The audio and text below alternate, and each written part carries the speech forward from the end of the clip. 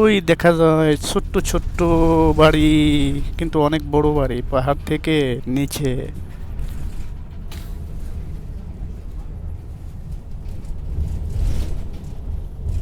আমাদের গাড়ি এখন পাহাড়ের উপর দিয়ে যাচ্ছে। আমরাও ওই নিচে চলে যাব কিছুক্ষণ, 10 মিনিটের ভিতরে। পাহাড় দিয়ে গাড়ি প্রথম ঘুরবে, আস্তে আস্তে আস্তে আস্তে আমরা নিচে নেমে যাব। আর ইতালিতে এখন প্রচুর শীত পড়েছে। আমরা এই সকালে, শীতের মৌসুমে এই সকালে এখন স্কুলে যাচ্ছি ইটালিয়ান ডিপ্লোমা এবং কোর্স করার জন্য। শীতের সকালটা খুবই ভালো লাগে, সবাই জানেন ফিলিংসটা কেমন হয়। বাসের ভিতরে আছি, বাস আমাদের যাচ্ছে।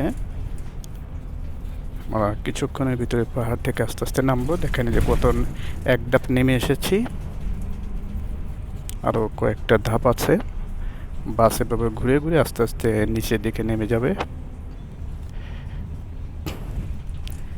এভাবে পাহাড়ের উপরে বাড়ি, ঘর বাড়ি করছে দেশে।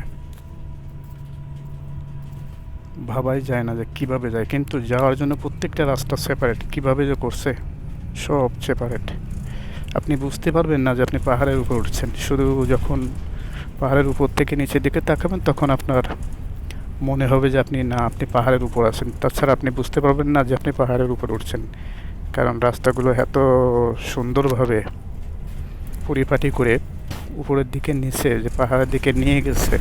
আবার পাহাড় থেকে রাস্তাগুলো নামছে, আপনি অনুভব করতে পারবেন না যে আপনি কোথায় উঠছেন, কোথায় যাচ্ছেন। খুবই ভালো লাগে, প্রাকৃতিক দৃশ্য খুবই অসম্ভব সুন্দর। মন ভালো হয়ে যায় সকালবেলা।